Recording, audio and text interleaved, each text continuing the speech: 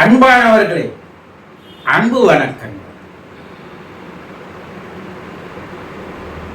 கோயிலுக்கு போறீங்க. ஒரு கோயிலுக்கா? எண்ணற்ற கோயிலுக்கு போறீங்க.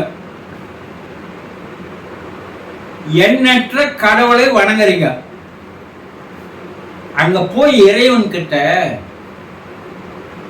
உங்களுடைய கோரிக்கைகளை வைக்கிறீங்க, உங்களுடைய குறைகளை வைக்கிறீங்க, உங்களுடைய கஷ்டங்களை தீர்க்க சொல்லி வேண்டுறீங்க, பிரார்த்தனைகளை செய்யறீங்க இல்லையா? எந்த ஒரு நோக்கமும் இல்லாமல் நீங்கள் கோயிலுக்கு போறீங்களா? எதையோ ஒன்று அந்த இறைவன் கிட்ட நிறைவேற்றி வைக்க சொல்லி தான் போறீங்க. இல்ல குருஜி, நான் எதையுமே கேட்கறது இல்லை, சும்மா இறைவனை மட்டும் போய் பார்த்துட்டு வரேன்னு சொல்ல முடியுமா? முடியாது. கோயிலுக்கே நீங்க எப்போ போறீங்கன்னா, உங்களுக்கு கஷ்டம் வரும்போது, உங்களுக்கு துன்பம் வரும்போது, உங்களுக்கு பிரச்சனை வரும்போது, உங்களுக்கு உடல்ல நோய் வரும்போது, அப்பதான் இறைவனுடைய கவனமே வருது. அப்பதான் கோயிலுக்கே போறீங்க. இது ஒரு சிலர். ஆனா நான் ரெகுலரா கோயிலுக்கு போறேன்பா, நான் ஒரு ஆன்மீகவாதி சொல்றவங்க ஒரு சிலர் இருக்கீங்க. ரைட்டு. ஆனா அங்க போய் கடவுளை வேண்டாத வரீங்களா? பிரச்சனை இல்லாத மனிதன், குறை இல்லாத மனிதன், கஷ்டம் இல்லாத மனிதன் இருக்குமா?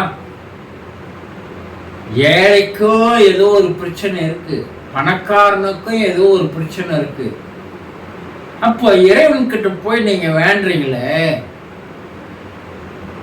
அது அவன் காதுக்கு போய் கேக்குதா? அதை எப்படின்னா நீங்க யோசனை செய்து பார்த்துக்கிறீங்களா? ஆனா என்ன சொல்றீங்க? நானும் போவாத கோயில் இல்லை, நானும் வணங்காத கடவுள் இல்லை, நானும் வைக்காத கோரிக்கைகள் இல்லை, நானும் செய்யாத பிரார்த்தனைகள் இல்லை. எந்த கடவுளும் கேட்க மாட்டேன்றாம்பா. எந்த கடவுளுக்கும் கண் இல்லப்பா. சொல்றீங்களா இல்லையா? முதல்ல நீங்க சில விஷயங்களை முழுமையாக தெரிந்து கொள்ள வேண்டும். என்ன? கடவுள் என்பவன் எங்க இருக்கிறான்? கோயில்ல மட்டும்தானா? அப்ப அவங்க உன் வீட்டுல இல்லையா?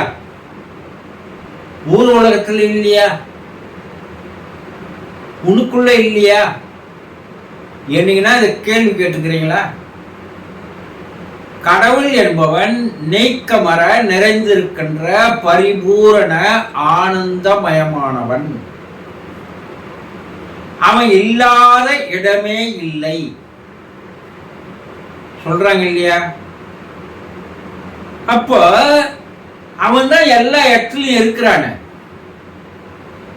அப்போ நீங்க உட்கார்ந்து அது வீட்டிலேயே, ரூம்லயே, தனிப்பட்ட இடங்களிலோ நீங்கள் உட்கார்ந்து அந்த கடவுள்கிட்ட உங்க கோரிக்கைகளை, உங்களுடைய பிரச்சனைகளை, குறைகளை, கஷ்டங்களை சொல்லலாம் இல்லையா?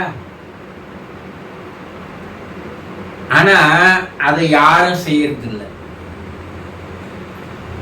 ஆனா கடவுள் என்பவன் எல்லா இடத்துலயும் இருக்கிறான், உங்களை சுத்தி இருக்கிறான், உங்களோடு நெருக்கமாக உங்களோடு உறவாடி கொண்டே இருக்கிறான். கரையா நீங்க இருக்கிறீங்க, கடல் அலையா அவன் இருக்கிறான். அந்த அலைகள் வந்து வந்து கரையை முத்தமிட்டு போவது போல இறைவன் உங்களுக்குள்ள வந்து வந்து போய்கின்றாங்கிறான். ஆனா நீங்க கோரிக்கைகளை வைக்கிறீங்க. ஆனா உங்க கோரிக்கைகள் அவனிடம் போய் சேராமல் தடுக்கப்படுகிறதுன்னு தெரியுமா உங்களுக்கு? என்ன குருஜி சொல்றீங்க? நாங்க அவங்ககிட்ட கேட்கறது அவனுக்கு வந்து கேட்கலையா? நாங்க சொல்றது அவனுக்கு கேட்கலையா சொல்றீங்கல்ல? உங்களுடைய மனமானது எந்த நேரமும் எதையாவது நினைத்து கொண்டே இருக்கிறது. ஆழ்ந்த தூக்கத்துல தான் உங்க மனமானது ஓய்வெடுக்கிறது. சாதாரண தூக்கத்துல கூட உங்க மனமானது வெளியெல்லாம் ஓடுது வருது, கனவு காட்டுறீங்க, என்னென்னவோ செய்யறீங்க. இந்த ஆழ்ந்த உறக்கம் என்பது மனமில்லாத ஒரு நிலை. அந்த மனமில்லாத நிலையோடு நீங்கள் போய் இறைவனிடம் பேசும்போதுதான் உங்களுடைய குரலானது அவனிடம் போய் சேருகிறது. நீங்க எதையோ ஒன்றத்த பிரார்த்தனை பண்ணீங்கன்னா மனசுல எதையோ ஒன்றத்தை நினைச்சிட்டே இருக்கிறீங்க. உங்களுடைய மன அதிர்வு அலைகளானது என்ன பண்ணுதுன்னா அவனை உங்களிடம் வரவிடாமல் விலக்கி விலக்கி தள்ளுகிறது. உங்களுடைய எண்ணங்கள், உங்களுடைய சிந்தனைகள் இது அலைவரிசையாக மாறி பிரபஞ்சத்தில் என்ன பண்ணுதுங்க, வெளியே வட்டவடிவமாக பரவுகிறது. ஒரு குளத்துல கல்ல போடுறீங்க, கல்லு போட்ட இடத்துல இருந்து வட்ட வடிவமா ஒரு அலைவரிசையானது கொஞ்சம் கொஞ்சமா விரிவடைந்தே போய் அது கரையை மோதி மறுபடியும் புறப்பட்ட இடத்துக்கே வரும். இப்போ இறைவனுடைய என்ன அலைவரிசைகள், இறைவனுடைய அலைவரிசைகள் உலகத்துல அதே போல வட்ட வடிவங்களாக உலகம் பூரம் வியாபித்து இருக்கிறது. அவன் ஒரு எண்ண அலைவரிசையா இருக்கிறான், அவன் ஒரு ஃப்ரீக்குவன்சியா இருக்கிறான். அப்போ நீங்க ஒரு ஃப்ரீக்குவன்சியா இருக்கிறீங்க. இந்த ரெண்டு ஃப்ரீக்குவன்சி என்ன ஆகுதுன்னா ஒன்னோட ஒன்னு மோதி மறுபடியும் என்ன ஆகுதுன்னா புறப்பட்ட இடத்துக்கே போய் விடுகிறது. இதுல இறைவனுடைய ஃப்ரீக்குவன்சியானது உங்களுக்குள் முழுமையாக சேரணும்னா உங்களுடைய மனமானது எண்ண அலைகளானது வெளியே வராமல், எண்ணங்கள் தோன்றாமல், சிந்தனைகள் இல்லாமல் மனம் அமைதியாக இருந்தால் அப்போ இறைவனுடைய அலைவரிசையானது உங்களுக்குள் சேருகிறது. அப்ப அந்த ஜீரோ மனத்தோடு நீங்கள் கேட்கின்ற எல்லாம் அவன் காதுக்கு சரியாக கேட்கிறது. அப்போ அவன் உங்களுடைய குறைகளை, உங்களுடைய பிரச்சனைகளை, உங்களுடைய பிரார்த்தனைகளை, வேண்டுதல்களை 100% நிறைவேற்றி வைக்கிறான். அது விஞ்ஞானம் இப்போ நிரூபித்திருக்கிற உண்மை.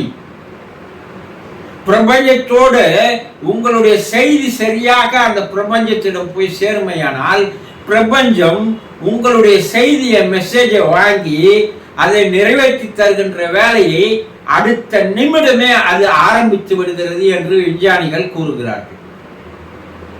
அந்த பிரபஞ்சம் தான் இறைவன். ஆனா உங்கள் மனம் அமைதியாக இருக்க வேண்டும். நீங்கள் எந்த கோரிக்கைகளை வைக்கிறீர்களோ அந்த கோரிக்கையை தவிர வேறு எதுவும் இருக்கக்கூடாது. அப்போ மனம் அமைதியாக இல்லாமல், மனம் இறந்து போகாமல், மனம் இறக்காமல் நீங்கள் எத்தனை கோயில்கள், எத்தனை கடவுள்கள், எவ்வளவு பிரார்த்தனைகள், வேண்டுதல்கள் எதை வைத்தாலும் அது எத்தனை ஆண்டுகள், எத்தனை ஜென்மங்கள் ஆனாலும் அது நிறைவேறவே நிறைவேறாது. அப்ப என்ன செய்யணும் குருஜி? நாங்க மனதை அமைதியாக வைத்துக் கொண்டு ஆலயத்திற்குள் செல்ல வேண்டும். அதற்கு பேர் தான் அந்த ஆன்மா லயமாகிற இடம், சேர்கின்ற இடம். உங்களுடைய ஆன்மா பேரான்மாவோடு சேர்கின்ற இடம். மனிதன் இறைவனோடு இரண்டர கலக்கின்ற இடத்துக்கு பெயர் தான் ஆலயம், கோவில். ஆனா மனசுல கண்ட குப்பைய எண்ணிக்கின்னு நீங்க அந்த கோயிலுக்குள்ள போனீங்கன்னா மனம் அசிங்கமா இருந்தா இறைவன் வருவானா? இறைவன் கேட்பானா? உங்கள் கோரிக்கைகளை தீர்த்து வைப்பானா? கொஞ்சமாவது சிந்திச்சு பாருங்க. இனிமேலாவது முயற்சி பண்ணுங்க. அந்த ஆலயத்துக்குள்ள போற கருவறையில் இருக்கிற உருவத்தை பார்த்து தான் நீங்க பிரார்த்தனை வைக்கணும்ன்ற அவசியம் இல்லை, கோரிக்கை வைக்கணும்ன்ற அவசியம் இல்லை, அவனோட பேசணும்ன்ற அவசியம் இல்லை. அந்த கோயிலில் ஆலயத்தில் எங்காவது ஒரு மூலையில் அமர்ந்து கொண்டு உங்களுடைய மனதை முதல்ல அமைதியான ஒரு நிலைக்கு கொண்டு வந்து அப்போது நீங்கள் அந்த கோரிக்கைகளை வைத்தாலும் அந்த ஆலயத்திற்குள்ளும் இறைவன் இருக்கிறான், அவன் அதை கேட்கிறான் என்பதை புரிந்து கொள்ளுங்கள். புத்திசாலியா இருந்தா புரிஞ்சுக்குவீங்க, அறிவு வேலை செய்தா புரிஞ்சுக்குவீங்க, விழிப்புணர்வு ஏற்பட்டா மாற்றிக்கொள்வீர்கள். அப்போ மனம் அமைதியாக இருந்தால்தான் இறைவனே உங்களோடு வருவான் சேர்வானை தவிர மனம் அமைதி இல்லாமல் எதுவும் நடக்காது. புரிந்து கொள்ளுங்க. சந்தோஷம்.